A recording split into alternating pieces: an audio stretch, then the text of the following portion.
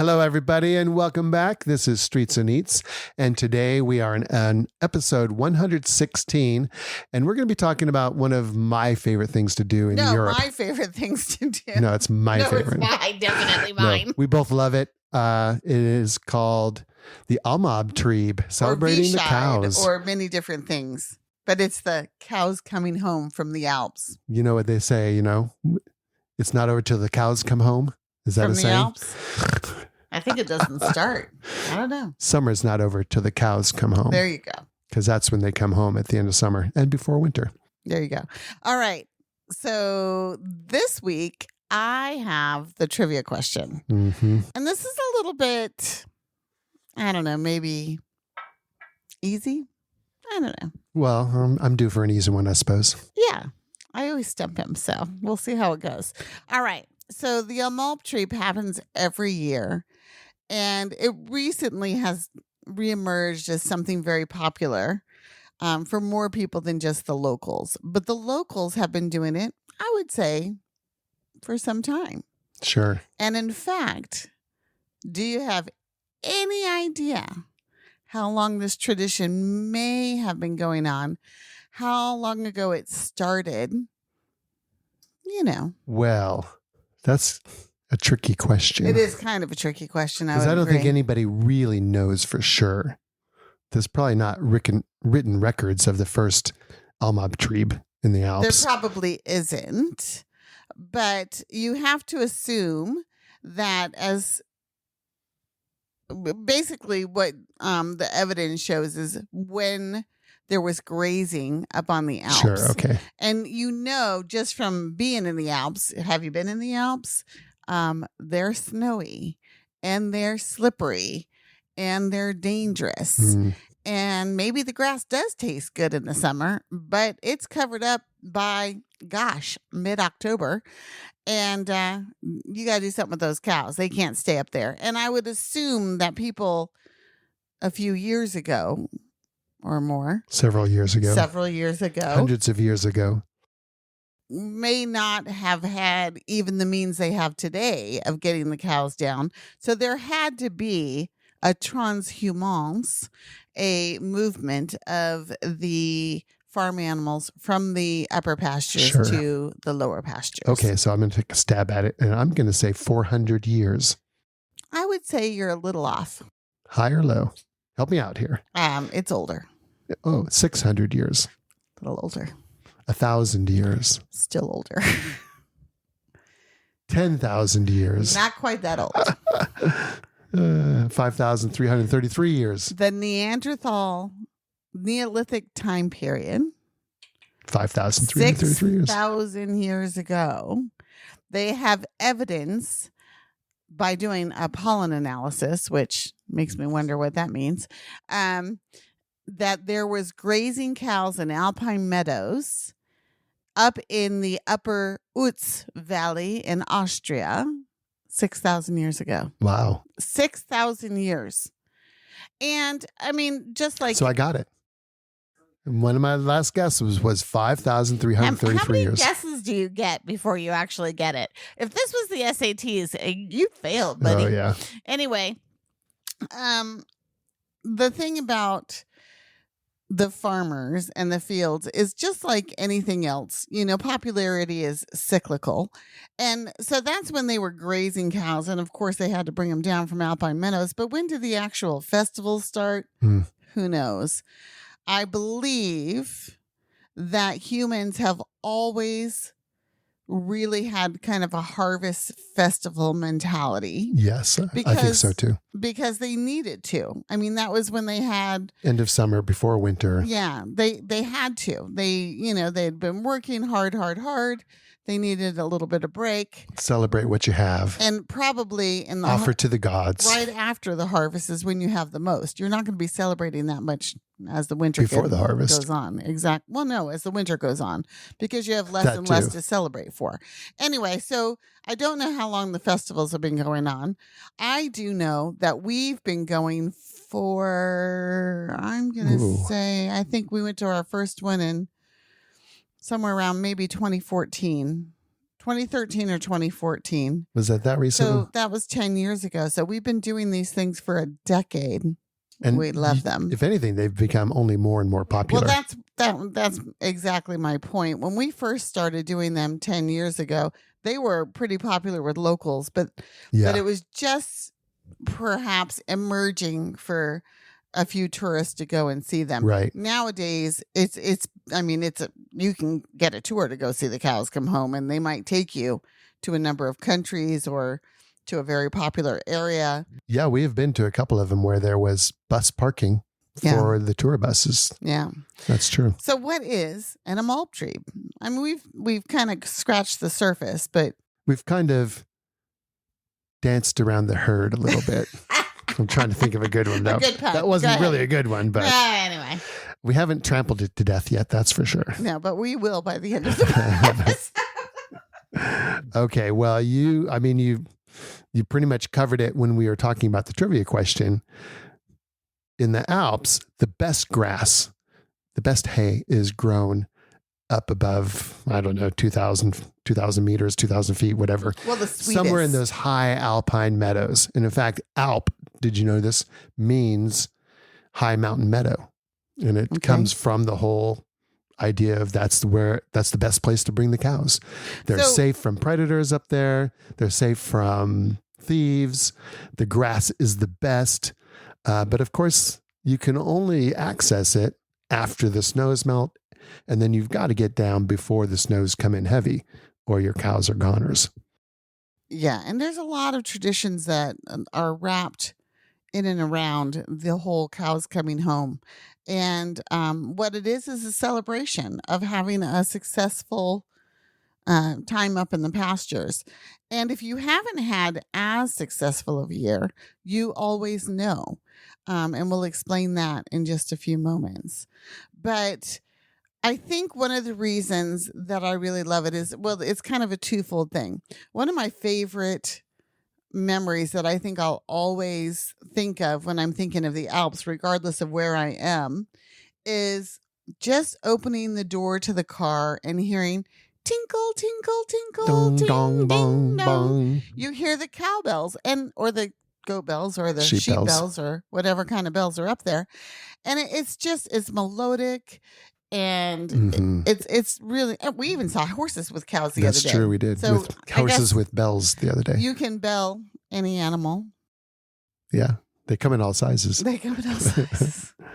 But it is, you're driving around, you see some cows on a mountainside up above, and you don't even think about it till you open the windows or you get out of the car, and the sound just carries through everywhere, echoing from mountain to mountain. It's a very echoey sound, and it sounds really melodic. So that's one thing I always think of when I'm thinking about the Alps. And then when it comes to the Almabtrieb or the Viehscheid or the Alpzugfahrt or whatever you want to call it, which is, there's many names.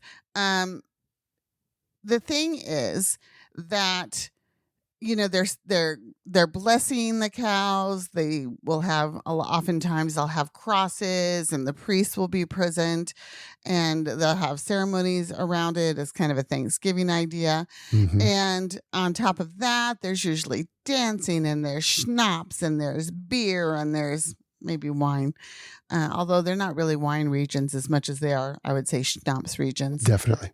Lots of food, the good food, music, really delicious dancing. food, and especially cheese. Like in Switzerland, especially, it revolves. Well, not just Switzerland, but for me, Switzerland really like accentuates the cheese part of it.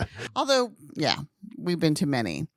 So what it is the farmers have had a whole staff, probably their children, that have spent the summer on the Alp with their farm animals. During the time before pasteurization and before regulation and before, governments got involved too much, they would go ahead and they would make the cheese up on the Alp. Yeah. But nowadays, they pretty much take a truck up and bring the milk down every day, and then they'll go off to a molkerij or a latterij or a Sennerij. A milk Somewhere where they're going to process the milk and make cheese or milk or butter, or whatever milk products. And so they're up there for, 2-3 months. And then it's time to come home. And so the family or the staff is happy to come down from the Alp, as well as the cows. And what they do, if they've had a successful season, they will decorate the cows with flowers and pine boughs, garland wreaths, and huge, massive bells. And there's always a lead cow that gets the most elaborate headdress and the biggest bell. And according to the farmers that we've talked to, the cows know that this is important, and they are the shizzle. They want to have that bell. I guess a few kilometers in, they might be kilometers down the road, dragging that bell along. But anyway, so they bedecked the cows. They glam them up. They bedazzle them. They bejewel them. They make them into prom cows. And then they get all dressed up themselves in their local finery. Traditional outfits. That changes a little bit by region. Different regions have different colors or earrings or whips, different accoutrements. And then they all gather together, and they are the happiest you'll see them there. It doesn't matter if it's raining. It doesn't matter if it's early in the morning. They are always beaming. They're so proud of their cows and of their lifestyle. And they come down, often from a hill area, into the town. They parade through the town, and then there's usually an area where there's a fest tent, where they will actually then corral the cows and load them up on trucks and take them out. Take them up to their individual farms. It's not just cows. Oftentimes, the transhumans will include sheep, goats, geese. Well, I don't know about geese. We have seen geese in a parade, but I'm not sure how much that goes to they don't the really actual come Alpine down from the meadows. Alps. Yeah. And all of them are celebrated. Yeah. And it's really neat. Every time we've seen it, the kids are always in charge of the goats. The adults are in charge of the cows. Yeah. I mean, they're big. But there's always kids and goats, and it's true. just the cutest thing. So then they come down, they get corralled up, and then the rest of the time is spent partying in the fest tent, and you're eating, like we said, delicious sausages, good food, good beer, charcuterie, and cheese after cheese after cheese. Throw that down with some oompa bands and some beer and maybe a few dances. The schnapps girls are walking around with their little barrel of schnapps. Sometimes they'll give you one for free. Oftentimes, most times you're going to pay €1 or $2 once you're in the tent, especially. Yeah. Well, that brings up a good point. I don't think you mentioned. As they're coming down, it's a celebration of the cows and the farmers and just the whole culture of it. And everybody along the route that they're going to go is celebrating along with them.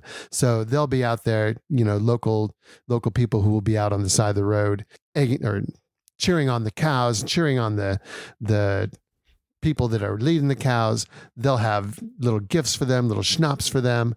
It goes both ways. We've seen the farmers, ways, right? Yeah, we've seen farmers bring cheese and pass it out, and bread and pass it out. And we've seen the people who are townspeople who know the farmers. They will have their schnapps ready or a snack for them or something. And it's just a celebration. Everybody's in a good mood. Everybody's happy. Yeah. And then one of them we saw, they were throwing, it was like a parade, and they're throwing out little candies. No, well, candies, but I'm talking about where they were throwing out the wheat. Oh yeah, and wheat stalks. The kids were just lapping it up like, go we get need that to one. have Go our get that wheat one. stacks. Go get that one. Go get that one, just like it was. Well, like in the Fashion Parade, when they throw out the candy, the kids scramble for it all. They were doing the same thing for the wheat, which was really interesting. Really fun. Wheat stalks. That was a lot of fun. Okay, so it makes sense that you would always look for these Almabtriebs in the fall, and they typically go, there's a few the first weekend in September, there's a few the second weekend in October, but the majority of them are going to be from the second weekend in September through the first weekend in October. I would say the vast majority are going to be during that time frame, and you might have a couple of outliers, which is also the Oktoberfest season. So It is the Oktoberfest in Munich, season. and then all the knockoffs around that call themselves Oktoberfest. These are kind of like maybe the original Oktoberfest, where it was more the farmers gathering and everybody gathering in the field with their livestock and just having a good old time. Well, and the Oktoberfest started out as a king and queen's marriage during harvest time, and which is a great time to have a wedding, I suppose, in the 1800s. And these are local people having their local harvest. And a friend of mine who went with us to France just recently to one was talking to a farmer where they were staying. Who's like, why would I go anywhere else? We have our own little Almabtrieb right here in this village. And it's just funny to listen to the locals. They're so proud of their own. They are. And they're not really willing to go too far to go to a different one. Why would you go somewhere else to see someone else's cows? Yeah.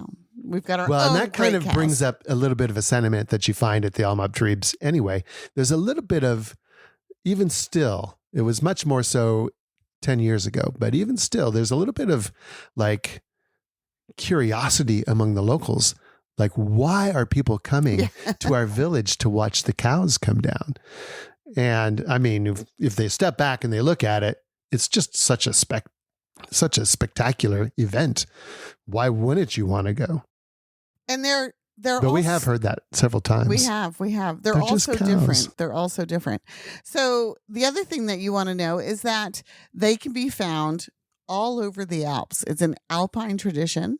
So you have them in Switzerland and Austria, in southern Germany, in northern Italy, and in eastern France. Well, probably more all over France, a little bit where the mountains are. Where the mountains are. It's mostly eastern France. And we've been to one in each of those countries. We have. And if there's more, we'd love to go to those. It has been There's one. inscribed. They have them in Slovenia. Slovenia? Yeah. Slovenia. But we tried to go to one. It was rained and out. it was rained out. Yeah. But they do have them in Slovenia too. I mean, that's the Alps continue through there. So where are you going to go to see them? You can see them in all the Alpine countries. We have been to all of them except for in Slovenia. And that's because we got rained out. Right. And so they're in Switzerland and Austria and Germany and Italy and France. Oh my. And they're wonderful. And they're all different. The very first one we went to is of course, you know, when the first of anything is always one of the most memorable things. Oh yeah. And it was. And that was in Switzerland. In Appenzell. Yeah, in the Alpenzell region. And we went with a small group of other people who, you know, when you tell people what you're going to do for the weekend, you get one of two responses. We usually do. One is, why would you want to do that? And the other one is, that sounds super cool. Can I come with you? We've had both of those reactions multiple times. Yeah, even over the same trip. So in this case, it was definitely a lot of, why would you want to go see cows walking down the road? And then probably 4 or 5 of our friends that were like, yeah, that sounds cool. And let's go do it. So we found this little gast house that was outside of town where the main festival was going to be held. And it's good rates. Looked like a pretty cool, like mountain type gast house thing. And we get there and we're pretty much the only people staying there. We're the other ones there. And that is something you find a lot during this time frame, is it can be hard to find accommodations because it's the end of the summer season and it's not the winter season yet. It's not the ski season yet. So they have time to regroup. That's right. They need time to get ready for the winter. So anyway, beautiful place on the side of the road, kind of up near where the meadows start. And we're thinking this is the great location. It's a little far from town, but you can always drive into town. And we asked our hostess, the woman who ran the place, owned it and ran it, where the cows would be. And she said they'd come right down the road, right in front. But she said, if you want to go up and meet them a little bit, you can drive up the road a little ways. And we did do this because it was just so cool to see them as they were sort of gathering together, everybody, and then getting in their line and then coming down the mountain roads. And putting the bells on. And, well, we didn't see the bells. We did see the bells, that one. Yes. We saw the bells, but we didn't. That see was the first time we saw. Well, maybe you didn't walk up in there, but I walked up in there, and it was really cool because I think the Swiss costumes are costumes. I call them costumes. It's their clothing. The traditional Swiss clothing for the farmers in the Alps, I think is really kind of intricate, especially when they want to get decked out for coming into town with the cows. And the bells were the same way. I think they had some of the most ornate bell harnesses. Yeah, because they're embroidered on the leather. They're gorgeous. But watching them struggle to put those bells on those cows, and they said, even then, they said the cows love it, but they hate having the bells put on. Well, I mean, they're heavy. Yeah. They've got to weigh at least 20 pounds, but probably some of them are much more than that. They're huge. Takes 3 or 4 pretty strong guys. If you go in the summer to a lot of these alpine villages, you'll see bells hanging off of the rafters in the barn, on the outside of the barn normally. And so they've decorated the barn other than that, but that's all they're used for. They're only used for this ceremony going down from the alpine pastures. Yeah. On a normal day, they have bells on, but they're not the huge They have ones. everyday bells. Yeah. So that one in Switzerland was our first one. And then we really got the idea of, because we were pretty close to that staging area, we really got the idea that you should always try to get out on the road and find out, what's the route that they're going to be taking and where they're going to be staging from. You can't usually see them like coming down out of the mountains because that's happening. Well, that's all happened around, a day or two before then. But you do find them usually in an area just before where they're going to start the trek, where they can all come from their different areas and gather and then go down the road together at the same time. So the next time we went out, we were in Austria and southern Germany, Fronten and Reuth. And we happened upon, because we just drive around and look for these things, we happened upon a corral where they had gathered the cows and they were doing the belling there. Yes. The belling and the decoration of the cows there was, I think we were there for at least 3 hours. And they have been doing it longer than that. Yeah. So the village women will make these elaborate headdresses, up to a month ahead of time. They start doing it because takes time, so much work, and they're all hand done. So then they have gathered all of the headdresses, all of the bells, all of the cows, and it's a huge community project and a lot of manhand, a lot of work to get these cows to put on these headdresses and these bells. And some of the cows are like, okay, I can handle this. Other ones immediately start shaking and trying to get it off of them. I mean, the cows are just like any other animal. They have their own personalities, and it's just so much fun to see them, react to whatever it is, and whether they're a new cow or a seasoned cow that knows that she's the queen of the parade or whatever. And it's really fun. And that was a fun one too, because basically it was a little bit smaller one. Fronten is pretty large, and we've been to Fronten a couple of times, but some of the smaller towns, they just come down, have a small tent, have a small little fest, and that's all there is to it. But it's still fun. It's always fun. So then that was the second time we went out. And then since then we've done them all over again, all over the place. And we try to try new places. We don't want to go to the same old places. And on top of that, although we do have a couple of our favorites. And then on top of that, we want to try and go to them in every country. Because it is a UNESCO World Heritage and Tangible Cultural Site, to see the transhumance or to be a part of it. Which you are a part of it, whether you're just a spectator or whether you're just dancing in the fest tent afterwards. I mean, you definitely feel like you're part of it. And that's part of one of the cultural tradition that's so cool about it. In fact, the last one we were at in Italy, we were on the side of the road where the cows are going to be coming. And I found a really good spot, which was right at the entrance to the field where they're going to finally be corralled. And it was a great spot. There's this beautiful little Alpine chapel in the background, and of course the mountains, and there's a little river gurgling along down there, and the cows come up and around a corner right towards me. I'm like, this is perfect. Like, what a view. So I'm standing there and I'm taking some photos and stuff, and the cows come up. And then I suddenly realized that, the road they're walking on continues up past me. They have to turn into this corral and this grassy area. And it doesn't look like what they've been walking down. So I'm thinking someone should probably be making sure the cows make the turn. And of course, as they got closer, a couple of the farmers and other kids came out and they kind of made a line across the road. But I was part of that line and those cows were coming right at me. So I'm like, okay, I'm part of the process here. Making sure they go into the corral is pretty cool. And not just that, but the cows, they're curious about what you're doing. Oh, yeah. What is this person doing with this long lens and this big black thing in her face? What is she? And they'll come right up to you. And they're, for the most part, it's very safe. I mean, I think if you have children, you've got to really be careful. And I wouldn't make sure they're not running into the road. Lots of dogs. People take their dogs there all the time, but I wouldn't recommend it because you don't know how the dogs are going to react, and you don't know how the animals are going to react to the dogs. Yeah. So it's not. I don't really like to see the dogs there, but each to their own. But we were in France this past weekend, the very last one we just did. And we went to the Retour des Alpages in Annecy. And I was so excited because I've been looking for a cows in France for a couple of years now. And it's really the first time I'd seen something that we could get to.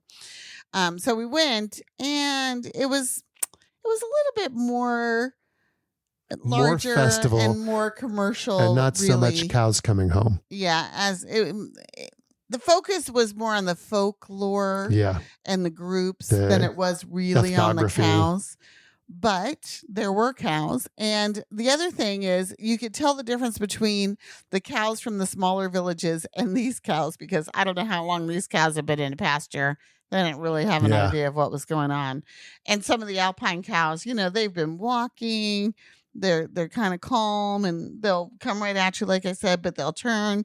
Very safe. These cows in France, they were jumping up on each other. They had not walked 20 kilometers. I thought for sure one time, I literally fell back into the crowd because it was coming right for me on top of another cow. And I thought, oh my gosh, well, this is the way to go. Having fun. They were pretty frisky and very energetic on that one. Yeah. Frisky. And we have been to a couple of those where those cows probably were up on the Alpine meadows and they brought them down somewhere to the farms. But for the celebration, they brought them probably in trucks and tractors to the outskirts of the town and then paraded them into the town. So yeah, like the one we saw in the Dolomites, one of the ones we went to in the Dolomites, those cows and those farmers walked, no kidding, 27 kilometers from the mountains down to the town. And by the time they got to the town, they were beat. Those poor things. Everybody was ready to be done. They were so ready. So the cows, as they're first coming down, we were on the Sizer near Compach, and just stunning backgrounds and not that many people, but still a good turnout. Yeah. And we, of course, always walk down the road to find a good spot that hopefully A, isn't too crowded, and B, where we have a pretty picture. So these cows, they come down, they're prancing, they're happy, and all the way through Compach, it just goes and goes. We take the gondola down, and we can see them down on the road. Making their way. They were making their way, but they had escaped. They had gotten off the road. They were in the fields. There's little girls chasing them to get them back on the road. So they're running around having a good old time. And then they still have another, 15 kilometers to walk at that point. And they go into Castelroute. Well, Castelroute, oh my goodness. Gorgeous little town, but they come down this hill into the town. At this point, the headdresses are all sliding down. There's drool coming from them. This one poor cow's limping. All the people were kind of like, before they're beaming and they're cracking their whips and they're just sauntering and yodeling. And it's just wonderful. They're getting there and it's like, you can see. Where's the beer? Where's the end of this road? Give me a beer and a worst. I'm done. Because it was really interesting to see the contrast. It really was. And having been to those ones where they brought the cows to it as opposed to walking the whole way and seeing the difference, I think is really cool. So, I think there are hundreds of them. literally every little town in the Alps does. If they've got farmers something and they've got access to an alpine meadow, they've got cows in the alpine meadows, and they're going to bring them home to the farm in the end of the season. So you can look up cows coming home. Mm-hmm. And then try and find, where you can go from there and start an itinerary. Or you can go to, maybe that you're going to be in the Filzmoos area of Austria. And so you can go to their website and see which ones are coming down and what the dates are. One of the hints I have for looking for where to go is that if you look on YouTube or Instagram and you see a gorgeous picture, this is the one I want to go to because it just looks so cool. They all are cool, by the way. But, we all have our druthers. And if this is one that you're interested in, note the day that it was taken. So let's say it was the third weekend in September.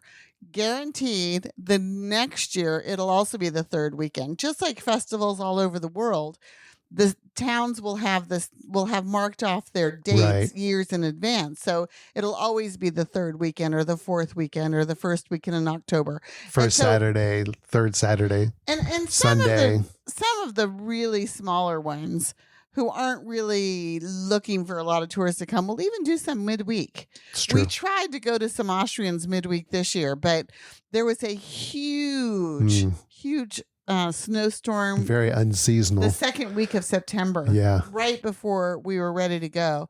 And in fact, we went anyway because we had lots of things on our reservations agenda. Exactly. But they canceled because it was snow and it's dangerous. It's dangerous for the viewers. It's dangerous for the cows. It's just dangerous.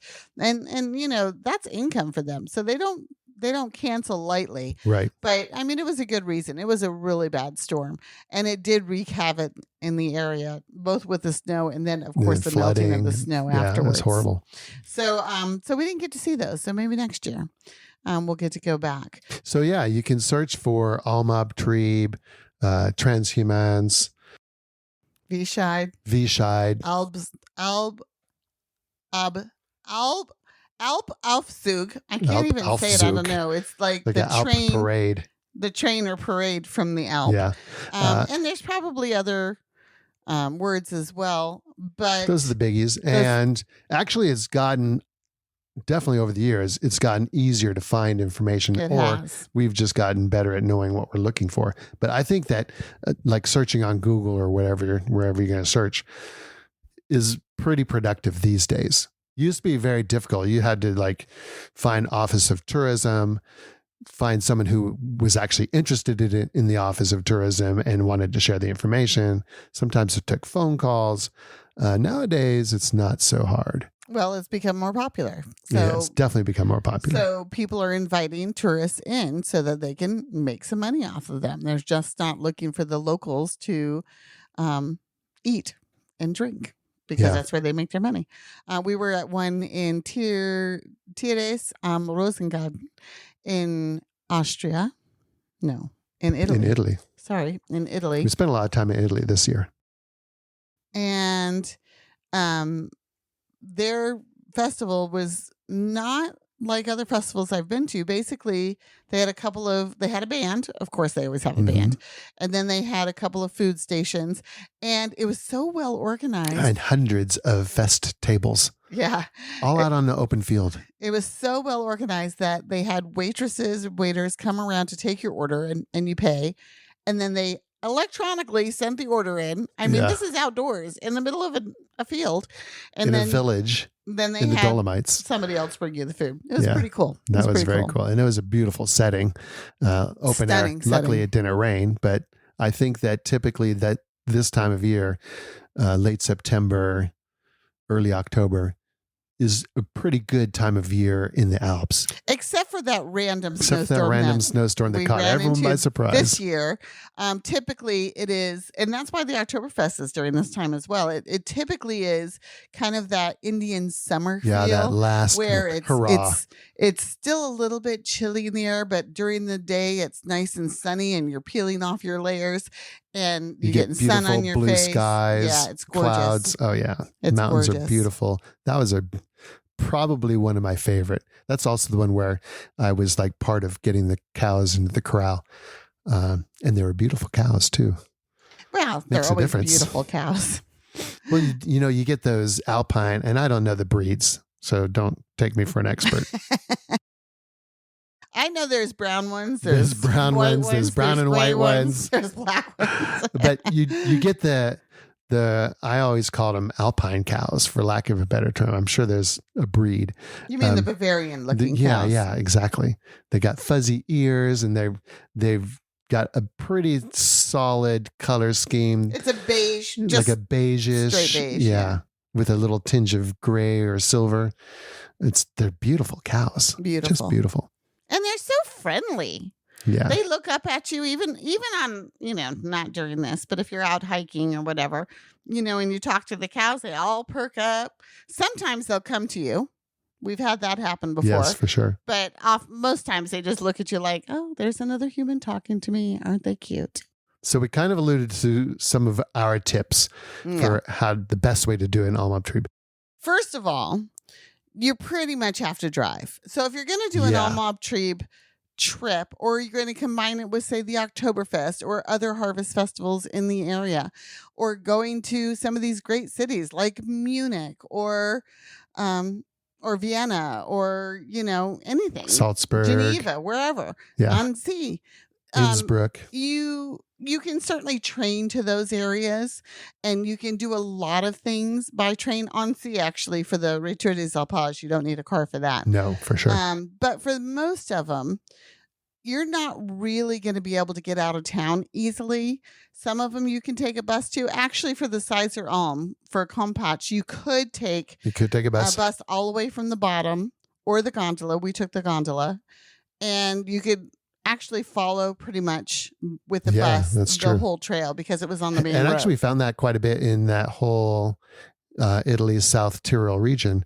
Was the public transportation had buses going out to all the little villages. Now, timing wise, on Sunday, timing wise, it might be a challenge, but you could probably do it. But the car is the way to go, especially since you're going to want to find where the cows are going to be coming to, because that's where the festival is. I would say 95% of the people who attend these things, especially tourists, they go to the end zone. They go to Castelruth. They go to where the fest tent is. And that's a good thing to do. Yeah.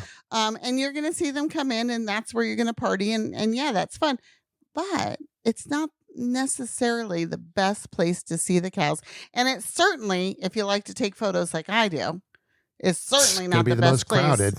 Yeah, to photograph them, because that is where all the people are. So we like to get in the car the day before and try to figure out what the route is going to be. And sometimes it's very obvious. There's barricades along the road. They won't necessarily be out yet, but you can see where they're going to move them in. Right, exactly. And there's tape and rope that'll be stretched across yards to keep the cows from going to the yards. So you have a pretty good idea of a way to do it. And some of them even will give you the actual route. The route, yeah. So then you get on the route and you just kind of drive up it, because most of them are along a road, and you look for good places where you can park your car, get out and walk along the road, and B, you have a good view of the cows coming down the road, and maybe, a nice mountain peak in the background, or a farmhouse or something in the background, something interesting, so that you have more to look at and also more in your pictures.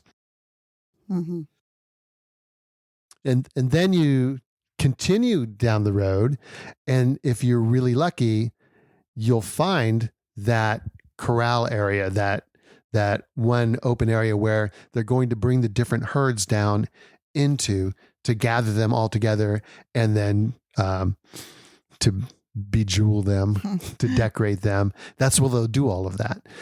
So if you can find that spot, that's also a pretty good place to see just the whole process starting.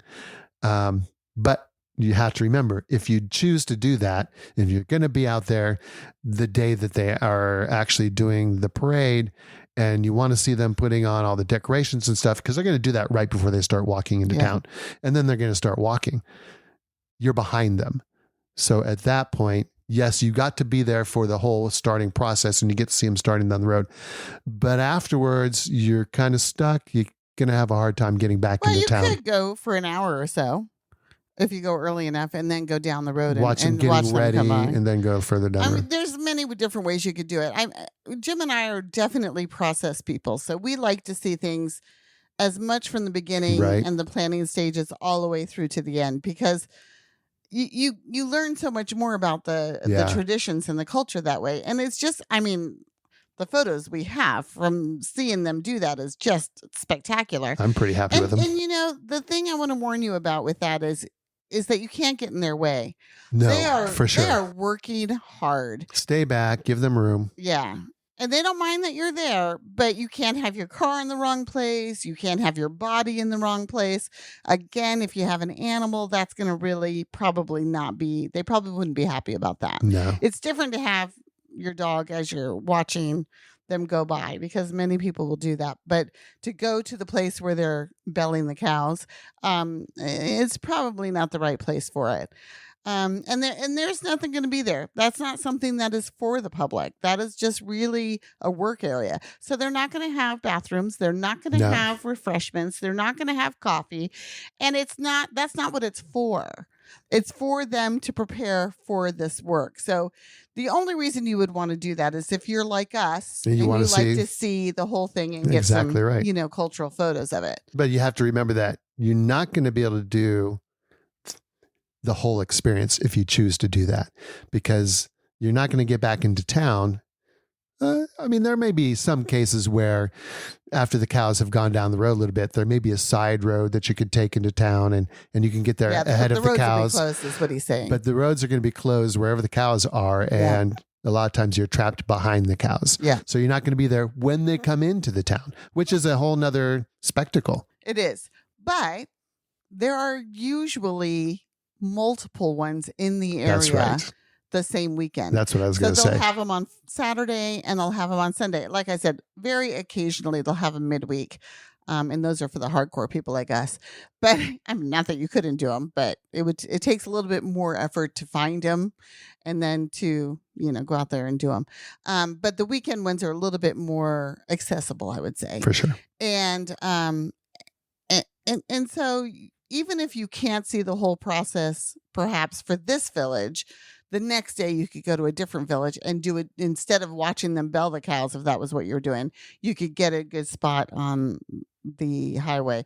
I think one of the best ways to do it is what we did when we were in Compatch. We took the gondola up. Compatch is right here, right where the gondola ends. And then we walked ourselves out on the route. So we didn't really go that far. Right. We went further than most people, although there were some. There were a lot of people who went further up, for sure. And there were some people who went further than us, but it's still a lot less than, of course, right in the middle of town. And it was just fun. And here's the thing about it. They're all different. So the way you approach them are going to be different every time as well. It's really fun. It's really fun. I can't tell you how fun it is. It's a pretty amazing event. It's super original. There's not a whole lot of that intangible heritage, as UNESCO would call it. That's that accessible. That's that accessible. I agree. And that is that, I still think, authentic, even though it may have become more and more popular. They've still kept it as authentic as possible. They're still doing it for a purpose. They're not just doing it to show the heritage. Other tips that I would say is make sure you have cash. Nowadays, most vendors will take credit card. True. But some of these places, you just don't know. So make sure you're going to have cash on you. Wear good shoes for two reasons. One, cows leave things behind. Yes, they do. When you're walking through it, you don't want it on your good shoes. So that's one reason. But more so than that, you're going to do some walking yourself. And if the cows, you're right there with the cows. If they do happen to come at you and you do happen to get stepped on or something, which I've never really seen happen, but I suppose it could happen, you want as much protection as possible. Yeah, for sure. And it's Europe. It could be raining. We've been to a few of them that have been raining. We've never been in one where it's actually snowing still. but we have been where it's raining. In fact, Fronton this year, I mean, it was pouring down the whole time, and yet they were still coming through town, singing and cracking smiling. their whips.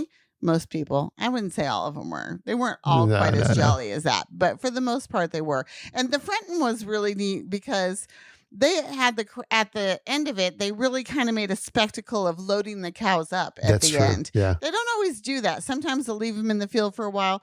A lot of times they'll cart them right up and take them off, but there's no real pomp and circumstance to it. But in Fronton, they kind of made it a little bit of a thing. Celebrating the farmers and the cows at the same time. That was pretty cool. And Fronton also has probably one of the biggest fest tents we've been to. And a good market there as well. And a good market. So it's almost like a mini Oktoberfest. So that's a really, really fun one for Germany.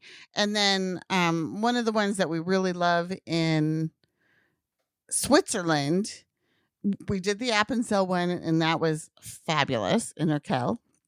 And we also love one that's in Almabtrieb. That is a really nice one. Oh, my goodness. Small one, but really, I mean, the whole town just celebrates. The whole region just comes to the town and celebrates all the animals coming down. And they also have a good market. And it's near Gruyere.